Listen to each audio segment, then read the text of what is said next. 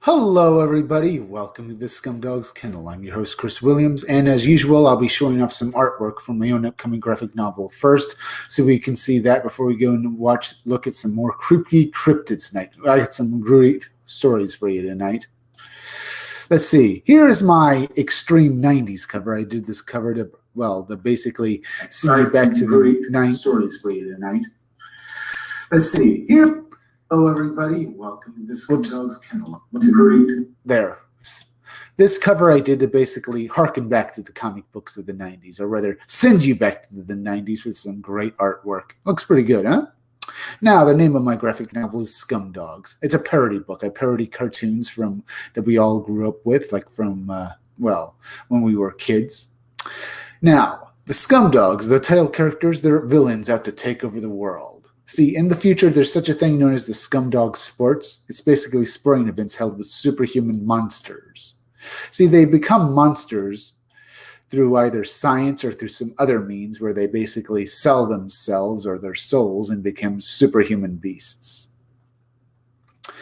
You get the idea. So not exactly the nicest bunch around. Think of our today's athletes, how they're a bunch of jerkwater a bunch of jerkwater guys, or rather a bunch of jerks. So you get the idea. Now, if they get banned from sports, well, my characters decide to take over the world. Now, my two main characters are Deathmug and Buick Starpoon. Deathmug is the leader of the Scumdogs.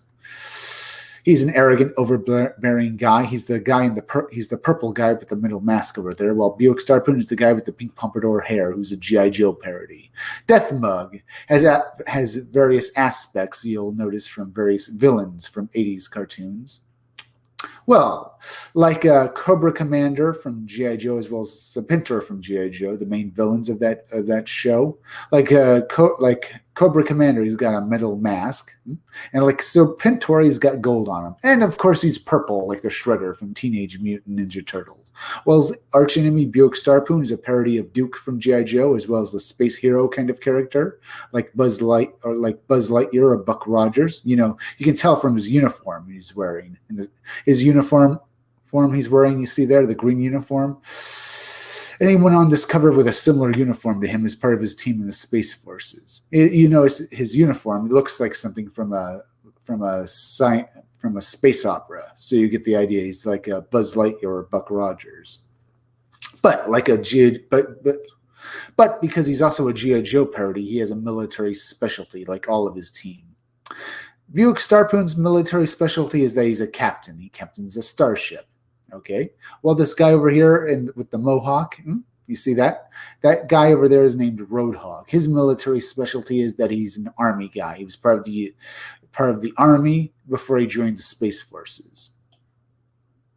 Well, this bald guy with a gun down here in the blue uniform, his name is Beach Pounder. His military specialty is that he's a Marine. While that guy back there in the red uniform, in that vehicle, firing off his weapons,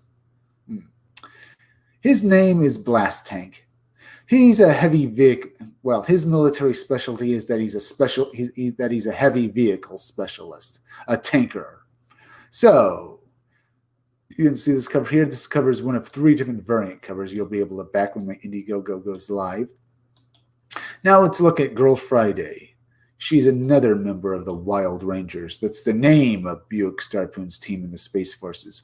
Girl Friday was assigned as the second in command to the Wild Rangers. She's Buick Starpoon's second in command because while the Wild Rangers fight the Scumdogs and save the universe, they're just highly destructive idiots who basically destroy everything in sight. Their idea of saving the planet or a city they're trying to save from the Scumdogs is basically to nuke it for all it's worth, basically just devastate the area so the Scumdogs can't take it.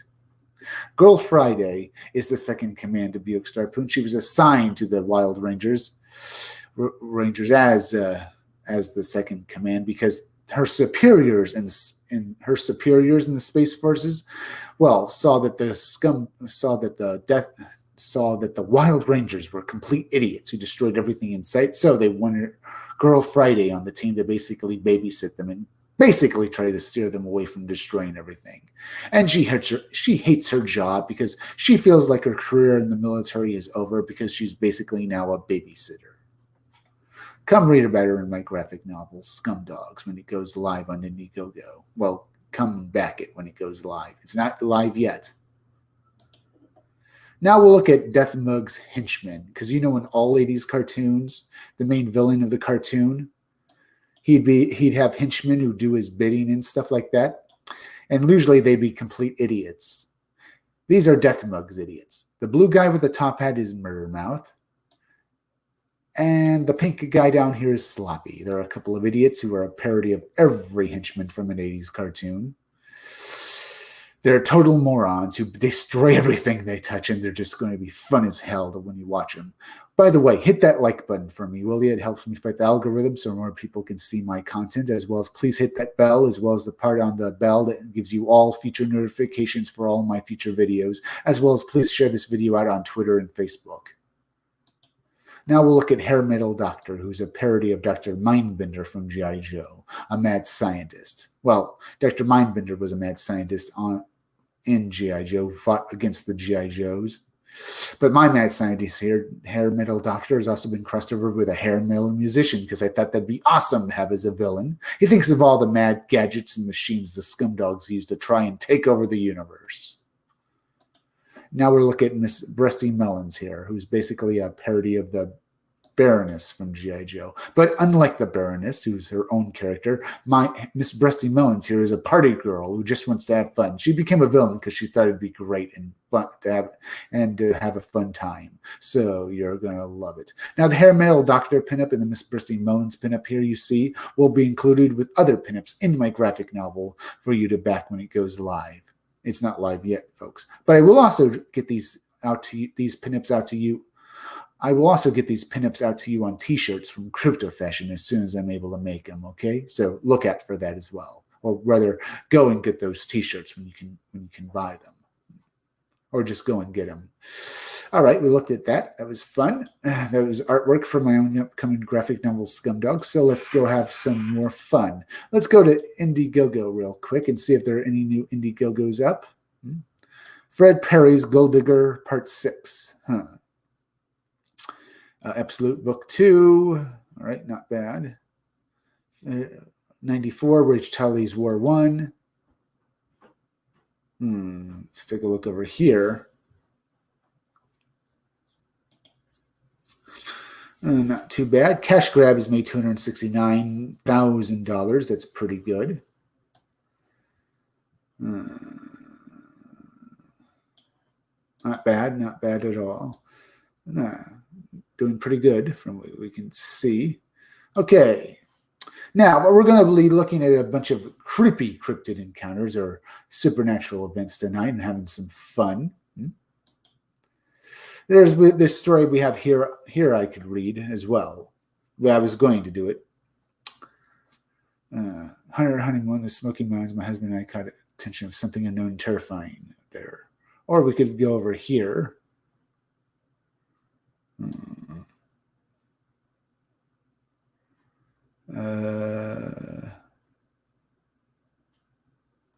Well, yeah, I did. We're going to have some fun tonight. Apartment. Or we can go over here. Whoops, still in this area. Now, what to look at first? I mentioned 67 UFO wave you could look at as well, but maybe I'll save that for a different video. Let's see.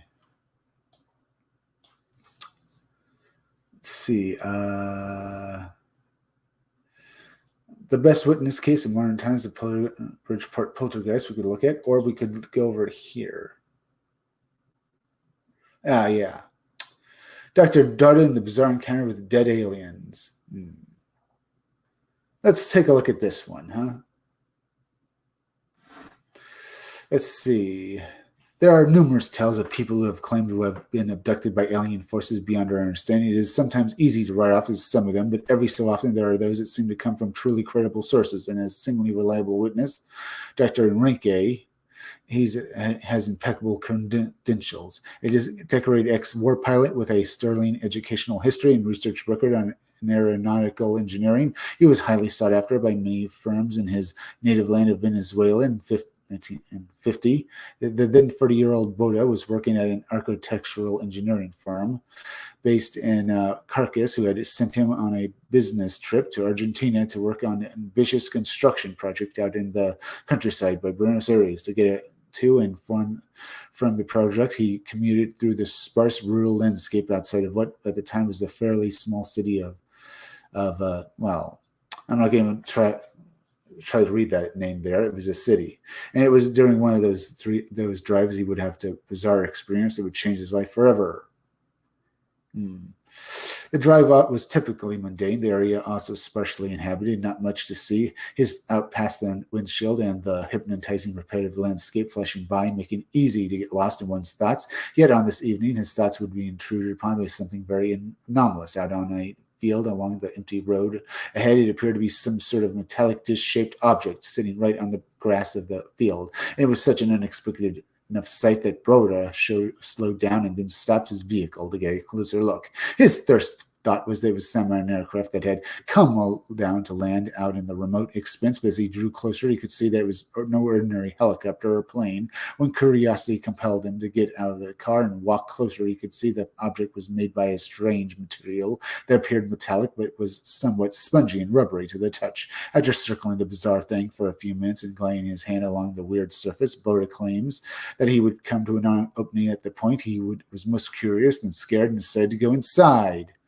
Once within the mysterious craft, he allegedly saw that a plain metal corridor with a lone blinking red light at the top of the dome top. As he continued, that flickering red light illuminated a room that had control panels adorned with various blinking lights, knobs, meters, buttons, and switches, the whole of it hovering over a transparent sphere. But this dancing light also outlined what appeared to be a curved ribbon with 4 seats. Boda warily, until the blinking lights revealed to him the outlines of what appeared to be 3 small, almost child-sized figures, only about 4 feet tall, sitting there in the seats. Motionless at this point, Boda could not see them clearly because of the wavering lights and the fact that he was behind them. So he kept closer to the figures, wondering who they could possibly be. And as he did, he could see that whoever they were dressed in some sort of tight-fitting gray coveralls.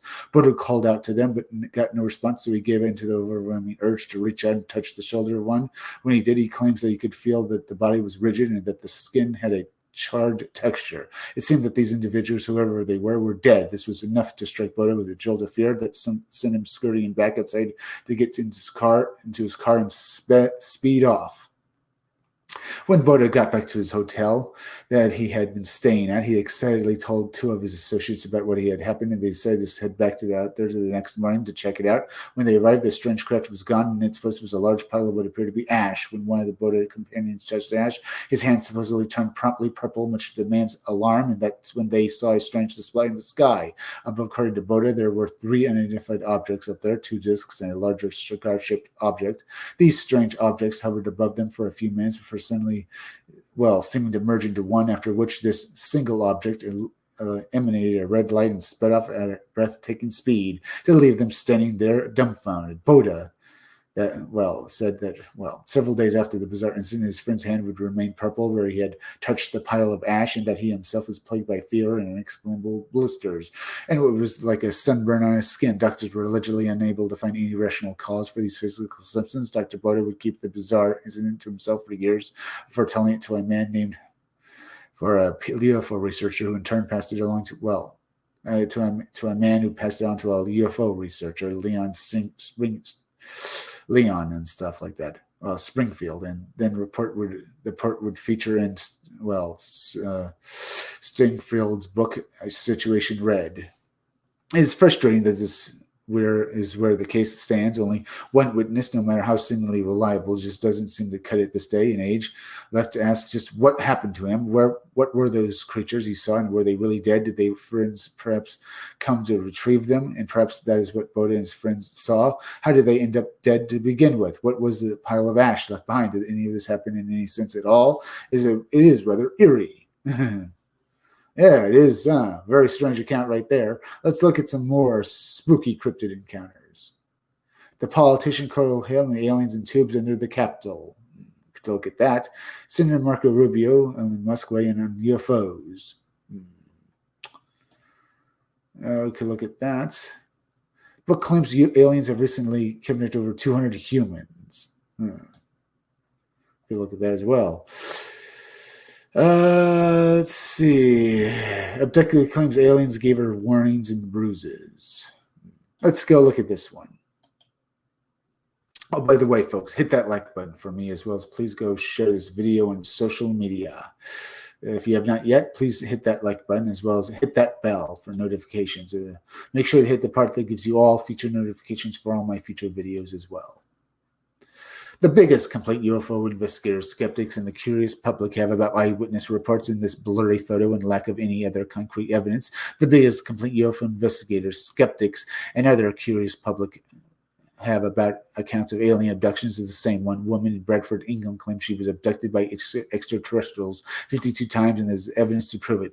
Well, UFO investigators, skeptics, and curious public know of her. I've experienced 52 paranormal incidents. There's no worrying. I can't sense anything is going to happen. It just happens. All I can do is carry on as normal. If she didn't, she'd go crazy. Paula Smith, a 50-year-old resident in Bradford City in West Yorkshire, said in the Daily Star, the only media site carrying her testimony, she was abducted for the first time in 1982 after seeing lights in nearby woods. The lights were on a craft she described being shaped like a giant boomerang or a giant propeller, 3 legs, each with a light on one end. The black structure also lights on the edges, and they're estimated to be around 30 feet tall, 30 feet and 30 feet on the other, and turning clockwise at 1 miles per hour in a complete silence. That's a pretty definitive speed estimate for an 11-year-old who admitted to the Star she was terrified. Remember trying to run, but it felt like the ground was quicksand, like sinking into the ground. Then everything went black. According to my family, I had been missing for 4 hours, but I have no recollection of what actually went on. Ever since the experience, I haven't stopped. I've been taken from my bedroom with that window and from my room. Smith then describes what happened on those ships. Trips. She saw a slideshow. Those trips, of Earth scenery that suddenly changed. The river turned black and the sky turned blood red. Yes, like visitors from the future. Claimed they were warning her about Earth being destroyed through man's greed. One would think they'd then tell her to broadcast this to the world, but she claimed she was afraid to tell anyone for fear of ridicule. The aliens persisted, taking her 50 more times. While she never had a camera, she didn't paint an image of one of the ETs. It looks like your standard gray alien, only silver. Yeah. That's what people. If you're still here after reading the first of her story, you've earned the right to the evidence that she shared with the Daily Star. The 50-year-old shared images of bruises she was left on her body by aliens following one's abduction. That's right. Smith evidences photographs of a triangular bruise on her arm and 4 circular bruises on her finger. The Daily Star reports what she said they were. Paula claims the bruises are fingerprints left by the alien. Let's see our concerns with the account. The only source is the Daily Star. That's 2 aliens coming to warn humanity. Didn't give their messenger anything to help humanity believe her. When their messenger fails in the mission, they gave her 51 more chances. Otherwise, benevolent aliens gave their messenger bruises. She has no other evidence after 52 abductions. Her reason for finally coming out is to convince millions of other abductees to come forward, hopefully with more details that she has. The other source is the Daily Star. The majority of the general public wants to believe why can't extraterrestrials choose more believable messengers? Well, she is a pretty believable messenger. She sounds pretty believable to me. She doesn't sound like she's a nut job or anything like that. I mean, besides the fact that she claims to have been abducted. And she does have evidence that seems very strange. I mean, it's only bruises, but she does have physical evidence.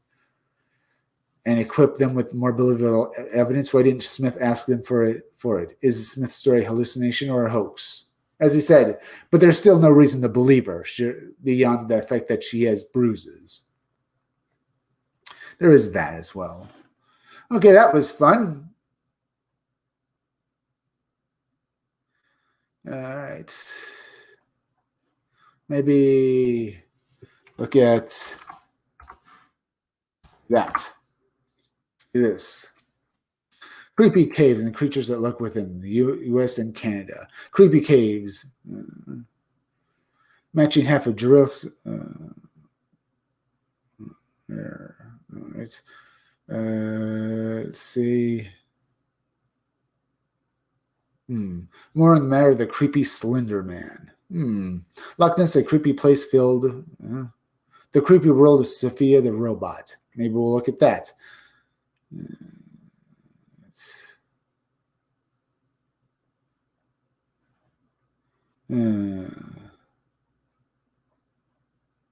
Hauntings and creepy ghostly music back in Australia's Lundell Asylum. Maybe we'll look at that. Okay.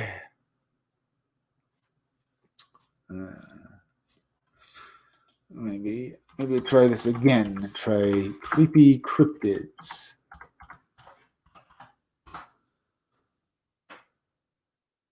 Bigfoot expert is becoming the new creepy clown expert. Let's take a look at this one.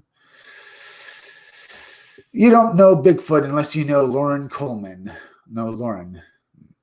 In fact, you can't study cryptids such as the Loch Ness Monster or the Chupacabra without at some point referencing the International Cryptozoology Museum. Lauren found it in Portland, Maine in 2003. Although clowns, even the creepy or the phantom ones, popping up all over the U.S. aren't cryptids, it looks like Coleman's becoming a go-to guide for them. What makes Lauren Coleman a phantom clown expert? For one thing, he coined the term back in '82 during a rash of clown sightings around Boston similar to ones we're experiencing today. Coleman was the director of the Charlestown office of the Massachusetts Department of Social Services. When he couldn't find any published information on clown hysteria, he contacted people around the country and learned of similar sightings in Kansas City, Omaha, Denver, and other cities. Coleman published his findings on these mysterious, sometimes scary but never substantial clown sightings in an article in Fate magazine describing the operations as phantom clowns. A prolific author, Coleman explained his research on phantom clowns into an entire chapter in his book, Mysterious America, The Ultimate Guide to the Nation's Weirdest Wonders, Spots and Creepiest Creatures. As a result, he says he's in demand again in America's phantom clown expert. Everybody jumped on the phantom clown bandwagon. Coleman summarized the extensive list of past phantom and real clown sightings in his blog, listing a large number from 81 plagues as well as similar sightings from around the world, with the latest for the current epidemic began in England in 15. He includes a map of recent U.S. sightings and explains that there is a difference between the phantom clowns and stalking clowns. Stalking clowns are criminals who wear clown outfits while they stalk, kidnap, and sometimes harm children. Phantom clowns are usually very specific. There's a clown often seen in a van, kids being approached and telling adults, and then the clown's never been being caught. Lauren also talks about the media's role in the spirit of phantom clown sightings. Okay, this is interesting. Whoa, clowns now. Let's see. Lauren also talks about the media's role in the spread of phantom clown sightings. Suicide clusters, school shootings, terrorist attacks, phantom clowns are all driven from one incident or to another by the media reporting on them. Finally, it links the current clown sightings to the U.S. presidential, 2015. Also, this does seem to be a growing awareness that the coincidence of these clown sightings in this 2016 election year may indeed be somehow related. Be related. The nation's phantom clown expert is expanding his speaking. There. The nation's phantom clown expert is expanding on his speaking engagements to cover the topic and has opened a small clown exhibit in the International Cryptozoology Museum. Will Bigfoot sightings now increase as the jealous cryptids try to get Coleman's attention back on them? All right, that was fun. All right, let's look at some more stuff. Let's see. Maybe just look at cryptids in general. Back over here. Let's see. That was fun, though. What do you think about that? Go over here. There. Let's try cryptids in general. Find some more stories to look at. Let's see. Got over here. Just randomly look at cryptid stories. Maybe. Go over here. Go over here. Go over here. Here we go. Tigers are blue. Maybe. Nah. Maybe. Go down again. Let's see some more stuff. But those were some interesting stories we looked at. We have various monsters and cryptids with those aliens people keep seeing, and we have creepy clowns. Let's see. Terrifying encounter of the cryptozoological type.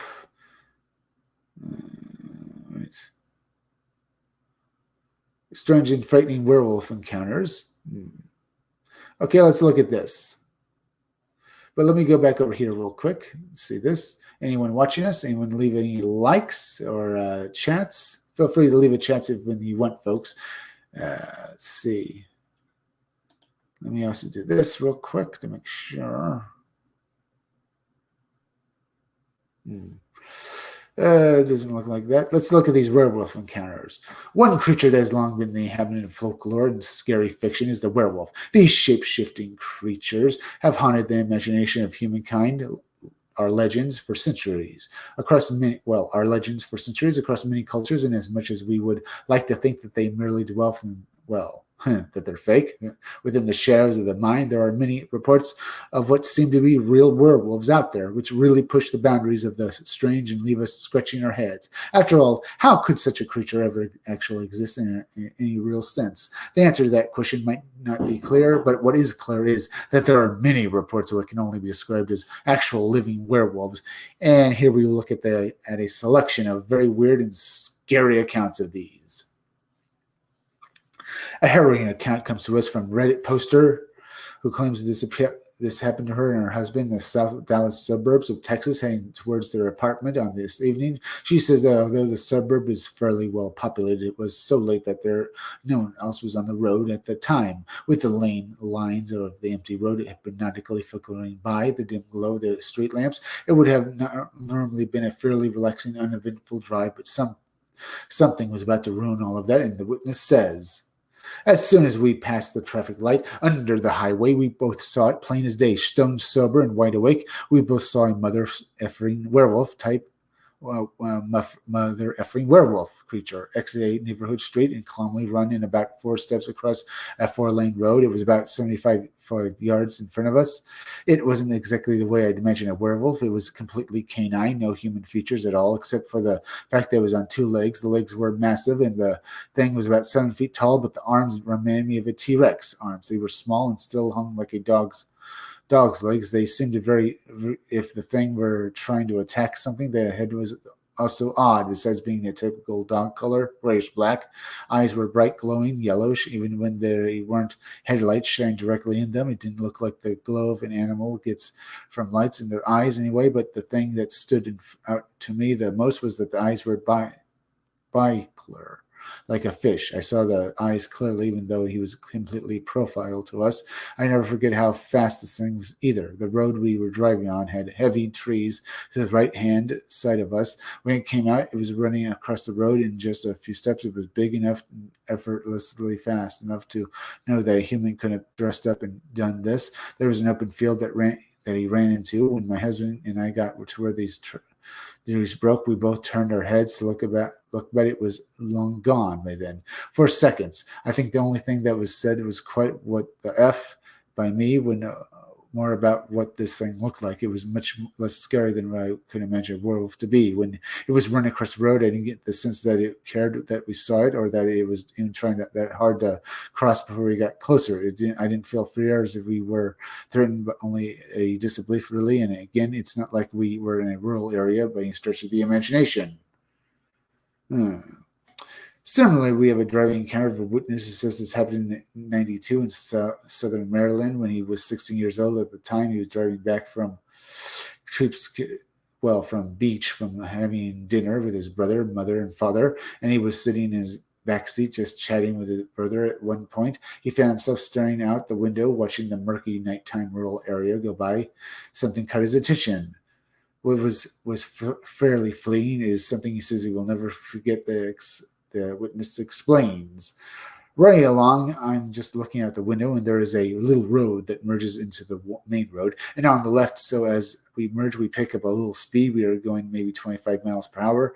You have across this little bridge, and it's really bumpy, so we slowed even more. Once we did, I'd look up, and around 75 yards, I see something staying on the wood edge off to the right a little, but it was exactly at the edge of the woods. It had both arms on a tree, just staying there, meaning its right arm was on a tree about shoulder height, and its left arm was on a tree about shoulder height. So its arms were basically spread out with its hands on the trees. It was about 7 feet tall, maybe even taller, and had a wolf-looking face, only larger, like a dire wolf from Game of Thrones. Really broad shoulders, muscular arms, barrel chest, and it narrowed the rest of the way down. It was dark brown, and the hair was medium length. Didn't get a great look at the legs because it locked eyes with me. I knew I saw it, and it saw me. I saw it a good distance up ahead, and it was like, what the hell is that staying on the wood's edge? As soon as I said that, I locked eyes with it. I saw it for a good 10 to 15 seconds because of how far up ahead I first noticed it, moving ahead, and how slow we were traveling. Took my breath when I first realized what I was looking at, and my first thought was, God, this thing is ugly. And it was very pointy features. It didn't look like a Bigfoot, but an actual werewolf. I said out loud to my family, did you guys see that thing? Obviously, they were like, see what? Another thing that was in Southern MD was there was no bears or other large animals. Reports are rather eerie, but in the same cases, they can get downright terrifying from the sight of phantoms and monsters. There are a few such cases, one of which comes from a witness who describes himself as an avid hunter and outdoorsman, and who was at the time staying in his family's cabin near Dunsbury, North Wisconsin, along with his cousin and grandparents for the weekend. One of his favorite activities was to go out and have airsoft battles in his chosen woods. And this day they had been engaged in one such battle about 200 yards into the tree line when the sounds of the first just stopped, as if someone had pressed a mute button. The bird song was gone. There was nothing, just a sudden unsettling silence. He says of what happened next. I went into the hunter mode at this point and started scanning the clearing. I went from right to left, back on the second look. I saw it. Its teeth are what gave it away, as it contrasted with the background. Once I focused on it, I noticed a canine appearance in the head. It had dark reddish brown fur. Where it gets even stranger, it was leaning on a tree and had its front left arm gripping the tree. It appeared to have claws, and it was panting and staring in our direction with its ears up, listening while kneeling or crouching. I recognized it as a threat, as a predator immediately. Now, this all happened in the span of maybe 10 seconds before I said to my cousin, we have to go. He was a faster runner than me. When I said that, I was still watching the animal. My cousin took off. When he ran, the animal rised up and ran towards us. It took a good 3 steps and 2 legs before I started to run. As I was turning to run, it appeared to have possibly been going on all fours. I got to the fork in the trail to find my cousin Wayne. I yelled, go, go, go, go. And we ran back to the cabin. Maybe I should say, go, go, go, go, go. And we ran back to the cabin. While running out, I could hear it crashing through the woods behind me. I didn't follow beyond the tree line. At the same time, I thought I had the intention to do harm, but now that I look back at it, I think it was just being either territorial or it was a bluff charge. Maybe animals can easily outrun humans at foot. If it really wanted one of us, it would have got us. I have to try to explain it as being a bear or a big wolf, but what I saw just didn't add up. It just, was no animal I knew. I'm just still stumped by it. I'm normally very skeptical. However, I know that what I saw was not normal, and I'm less skeptical than I used to be now. Nervous about the forest, I didn't go into the woods alone or unarmed anymore. I'm not scared of any man, but I certainly didn't want to see anything that looks like a werewolf again. By the way, all of this happened in broad daylight. Yeah. Another spooky report comes to the TV show Paranormal Survivor, episode 5. An episode called Animal Nightmares. The witness in Nadine Smith, who lived in a trailer park in Hopkinsville, Kentucky. Ooh, Hopkinsville, just like the Hopkinsville Goblins. With her husband and son, Shane. They were only temporarily living in the trailer park. The husband was in the military, and they were waiting for a house on the base of at the time, but they would soon want to move all the quicker after an incident that Nadine and Shane had been out one day playing out in the yard. Everything was normal enough till they came across a dead dog that they buried out by the tree line of the nearby woods. The next day, when they went to check the grave, it had apparently been dug up and the carcass had gone. It was shortly after this that Nadine would seeing an immense figure looking about in the trees around the property. It described about 8 feet tall and with glowing eyes like burning embers, but always half hidden by shadows. And her husband on one occasion saw it too, would still get more frightening from there. And the report reads, Nadine decided to ask some neighbors around the trailer park if they ever saw anything weird around the area. Her neighbors seemed uninterested in speaking up to her about it, and a few shunned her entirely. As she walked around the park one day, she spotted inside one of her abandoned unlocked trailers red eyes at her with the window. How whatever it was inside the trailer. Around this time, Shane began having recurring nightmares and would wake up in a panic. He claimed that a creature was looking at him in the window at night. They would attempt to calm him down by telling him that it was just a nightmare and nothing more. On one night, they ran into the room during one of these night terror incidents. Saw both Nadine and her husband saw the red-eyed creature in the window. Looking in, Nadine described that it had black-brown fur, was standing upright, and had red eyes. She noticed that to her it looked like an upright walking wolf. She decided to do some research and found out about skinwalkers and come to believe that the creature might be one. While her husband was away at work, Nadine, too scared to stay alone, asked a friend to stay over. One night during the time, they heard a guttural growls coming from outside as well as noises. Both women looked at the door and observed the upright walking black wolf with red eyes looking back at them. Nadine noted that it appeared angry and bolted in their direction. They went inside just then. Their 14 by 8 foot trailer began to shake violently. As they were preparing to call the police, everything stopped. They opened the door and the creature was now gone. Nadine and her husband decided that it was probably best to just move. Well, just to move, huh? Yeah. Not good, just a move. As they packed their things and drove off, they were such a haste to get away from the area that they ended up leaving some of their furniture behind. Nadine's husband claims that even on this last day, while packing the car, he could see the red eyes watching him from the tree line. Finally, we have another sinister encounter with a sight phantoms and monsters, this time with Hillsborough, Florida. Well, in this case, it seems as if the family was actually being stalked by a creature they incidentally hit in their car. One evening, 91, he says that they had been coming from a skull concert when they smashed into a large animal on the road that soon proved to be a humanoid monster with sharp teeth and claws, black fur and red eyes that ran off into the night, leaving gorges in the vehicle. Fast forward to 2001, and it seems as if whatever it was had come back, the witness says. I believe it was in 2001. I worked in maintenance in a factory, again, Florida, between 10 p.m. and 4 a.m. About a week, I heard weird sounds coming from back in the building, which was thick brush, not the typical animal sounds. One night, I heard a loud crash coming from the side of the entrance. I investigated to find a large garbage can was thrown on top of the roof and rolled off. Kids, until I got a strong whiff of something nasty. It wasn't trash, and I was thinking skunk ape. I quickly picked up all the trash and went back into the building. The next night, I was traveling between two buildings when the thick bushes started shaking. Heard an animal make a horrible sound like it was being choked.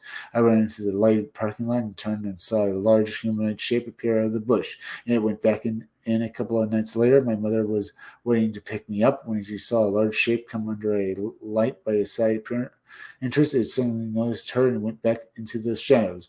A week passed without incident again, but my mother was waiting for me to pick me up when she heard a couple of dogs barking close by. She then turned to see a large hooded man walking behind the car. He was across the parking lot and on the side of the road. The dogs belonged to a couple of trailer folks.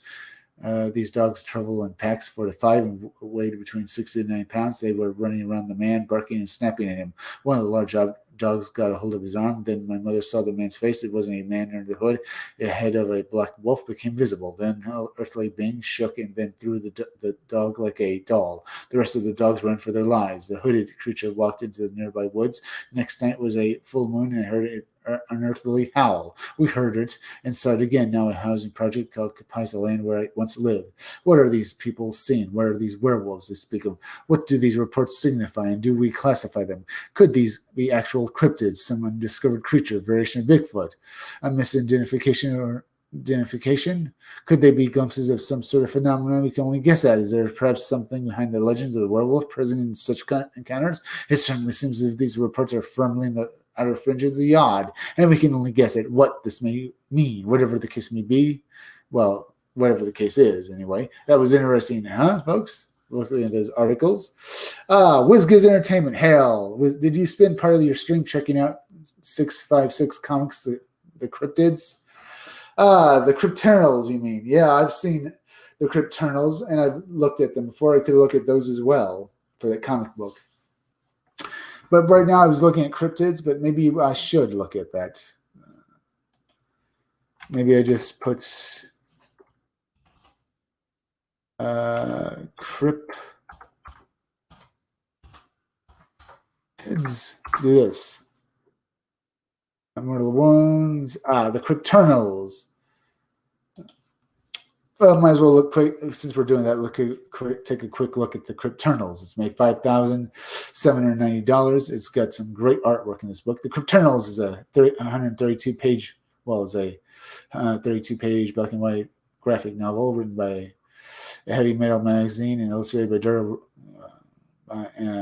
Channeling the horror and macabre elements of Poe and Lovecraft. The artistic signs of Gene Ito and Dove. This tale is a cryptid terror descends into something never seen before. And the artwork of this book looks pretty damn good.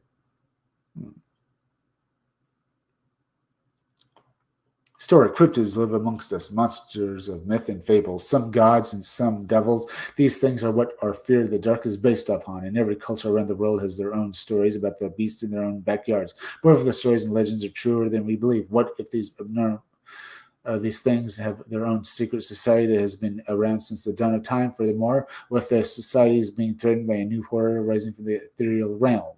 And that's pretty much the idea. The interior art of this book looks pretty good. Not bad. Yeah. Wolfman is a interesting looking creature. Oh, black-eyed children, huh? Not bad. Man dog. All right, not bad. This looks pretty good. The Rake, Black-Eyed Kids, BEKs, looks pretty good. That was that's some of the creatures you'll be seeing. The Crypternals. It looks like a good book. You can basically back this book for $25, and it's got some great artwork. Black and white book looks pretty damn good. Go back at an Indiegogo, folks. So that's their stuff. That's pretty good. Now, let's see this. We looked at that for a bit and some fun there. Let's see.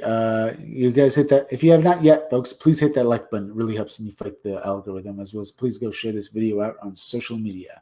Let's go look at some more supernatural cryptids, huh? Some more creepy encounters with these things. Let's go over here.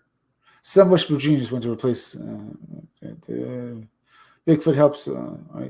Sometimes the monster is just a very large no. Let's find something else to look at. Let's go over here.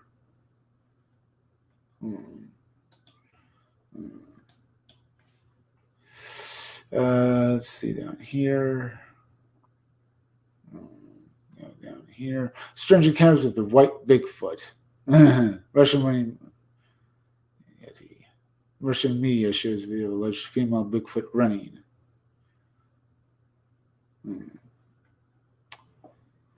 Truly outlandish reptilian humanoids. Maybe. Truly outlandish reptilian humanoids, huh? You can look at that. Should I look at the white Bigfoot? Maybe. All right, I'll go over here and look at this. Maybe. There are other videos you can look at as well, or other stories. Right. Let's go over here. When creepy creatures and corrupt circles clash. Okay, let's look at this, folks. Without a doubt, one of the strangest aspects of cryptozoology is the tie-in with the crop circle mystery. Although it's a little-known aspect of the phenomenon, more than a few accounts exist of strange creatures seen around crop circles. The only British men who were ever arrested, charged, and convicted for making a crop circle. Several such accounts it transpires that, unsurprisingly, for someone who has spent years deeply immersed with the crop circle controversy, Matthew is a veritable fountain of knowledge with respect to tales of weird creatures either having been seen in it or at least in the direct vicinity of a complex crop circle formations. One such case is truly strange. Matthew advised me that the story in question concerned a man who had felt curiously compelled to drive late at night to a certain field in Worcestershire many years ago. On doing so, he packed his car and duly and carefully began his walk into the depths of the crops. Suddenly, out of nowhere, a large black human-like figure appeared in the air over the field. It reminded him a little bit of the Mothman sighting. When I heard the story, said Matthew, not without a high degree of justification, Matthew continued that could that well this could only well the story the tale could only stand and stare in that he could only stand and stare in awe, while suddenly came the distinct impression that the hovering entity was the source of at least some of the crop circle formations. That was the source of at least he gained the distinct impression that the hovering entity was the source of at least some of the crop circle formations that were appearing in Wiltshire. At that precise moment, a simple crop circle suddenly appeared on the ground immediately below the black figure, after which it had vanished from the skies, and the man was left utterly alone in the field, and with no real option other than to make his shocked way back to his vehicle and drive home, baffled and bewildered by both the weird and aerial entity, what it was, and that had directed him to the field.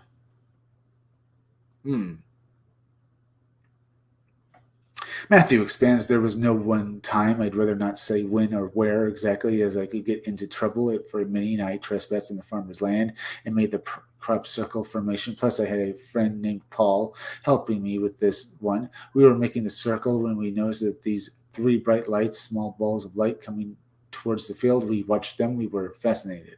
But they split up, and each of them went to a corner of the field in which they left one corner for us to leave. Without getting too close to these things, that was a bit unsettling. We didn't know what these balls were, so we raced out of the open corner of the field. We looked back as we ran and could see the balls heading towards us, gliding very gracefully just above the...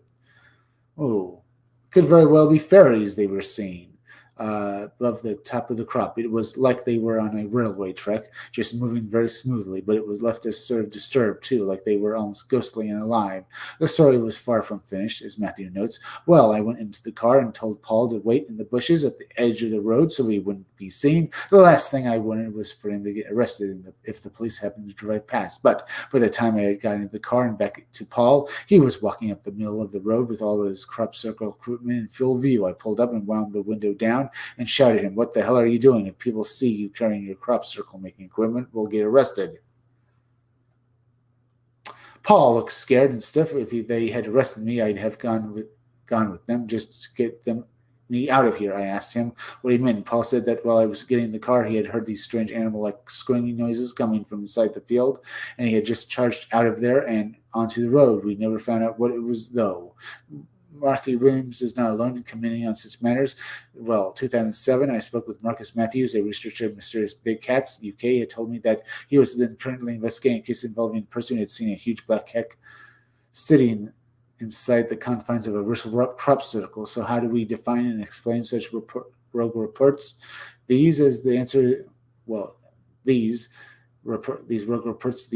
answer merely and right now is that we can't. All I can say is if you ever find yourself deep in the heart of a huge crop circle, then keep a careful watch. There may be something monstrous keeping its eye on you. All right, that was fun right there, huh? More interesting.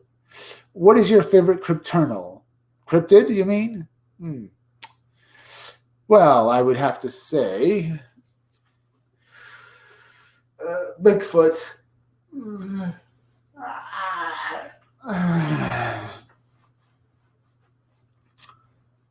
Yeah, Bigfoot. That's pretty much fun here, folks. So, thanks, WizGiz, for another chat. Stuff like that. Let me see if you guys have hit that like button. Thank you. If you've not yet, folks, please hit that like button, as well as please go hit that bell, as well as hit the part that will give you all future notifications for my future videos, as well as please share this video out on Twitter and Facebook. We looked at that. It was fun right there. Let's go look at some more interesting stories. Let's see. Mysterious hyena monsters, America.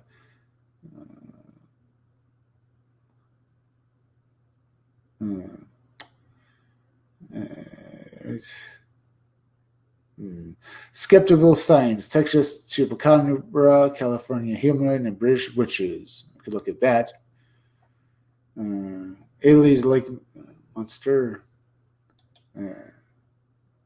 It's a statue, by the way. As I said, that's a statue. Looks very ugly.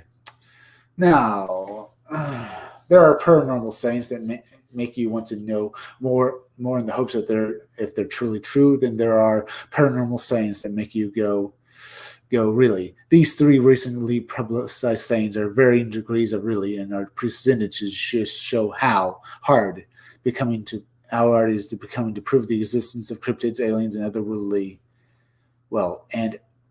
otherworldly things, while the mass media has discovered the attraction of publicizing highly skeptical events in the name of the paranormal, in the name of paranormal reality. Case one is the alleged chupacabra sightings in Houston, reported on multiple local media outlets. Though this one was with the typical Texas-style chupacabra, mangy-looking canine-ish creature staggering through the bush on the west side of this heavily populated and increasingly urbanized city, and manner that suggests a sick animal looking for comfort or a secluded place to suffer. Not a blood-sucking vicious cryptid looking for fresh goats, livestock, or pets. See the picture in the coverage here? This is the same city where a starving pet tiger found recently in a home living in a filthy cage, so it's not inconceivable this chupacabra was a mistreated pet. Houston is also the home of numerous recent chemical spills, explosions, so it's also possible this was a coyote or losing dog. Toxic exposure, a possible cause of the Texas version of what people see are more of a two-legged reptilian creature. Sorry, Houston. The Neil is buried in the highly skeptical area.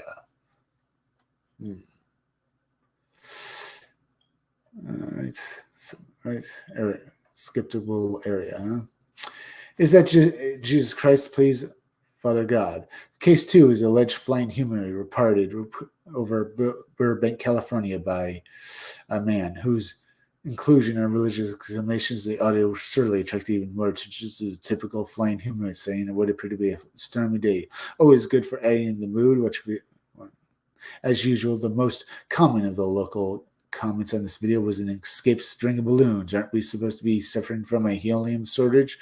So many Marvel movies out, it seems that various fictional superhero characters come in second, while angels of some sort benefited from the man's religious explanation, finished third on his dark and stormy nightmare of a balloonish floating something. The meter is pointing to very skeptical.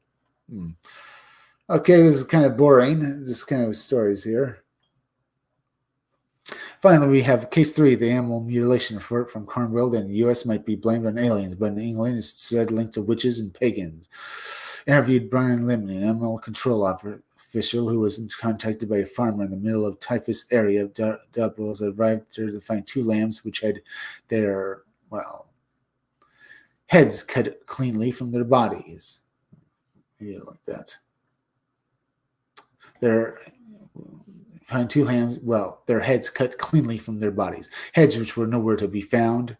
Ruled out any sort of local predator like a fox or dog because the bodies showed no gnaw marks and still had all their organs. He could also ruled out chupacabra or other cryptids because the bodies were still full of blood. Aliens, Cornwall Live says locals would rather blame witches or people who have different religious beliefs than they do pagans. Richard Blugwart, media officer for the Pagan Federation. Pagans have no media department, responded quickly and angrily. Boring. This This is no part of any practice by pagan groups. I would say it smacks of antisocial behavior, cruelty to the animals. What has been done to these animals is gruesome and unpleasant, is not something to those in the pagan community we ever condone. But it does sound like animal mutilation. It sounds like something aliens would do, or maybe pagans would do. You never know really with that. I mean, as much as you say pagans wouldn't do something like this, there are religious practices that could be done like this. But this sounds a little more like well, like cattle mutilation to me. Or whatever Wicca, witchcraft, tourism, blah, blah, blah, land-based religions say to agree. This actually sounds more like what Jennifer soon told Cornwell. It's probably nasty little blah, blah, blah, nasty a-holes, huh? I might think. Why these this guy's just blaming regular people for this. Maybe. But it could also be cattle mutilations. Maybe done by people in the government. Strange shape changers in the woods. Maybe. What? How far are we? Right. Well, 55 minutes in, not doing too bad. We got 3 people watching. Maybe I kind of don't want to end my live stream on that video we just saw because I want to maybe look at this one, see how big this one is. Encounters with the mysterious glowing balls of light, ones that have the mystery ability to change into forms of strange and savage creatures not unknown. A classic example is the collective large body of data that surrounds a certain huge area first in Texas, located in the Piney Woods area of East Texas. A more apt big thicket has a Texas has a more apt moniker is a huge a 3,000 acre area of woodland Denise woodland barely begins to describe the Messip Forest environment, which is home to numerous wild animals, including alligators and bobcats, as well as to other ant creatures of a very odd kind. Running through the heart of the big thicket is a long, thin, incredibly sandy old road. The big thicket was what they call it, huh? A most apt moniker is a huge 33,000 acre of woodland. Barely begins to describe the Messip Forest environment. I'm just rereading this again. That's amazing.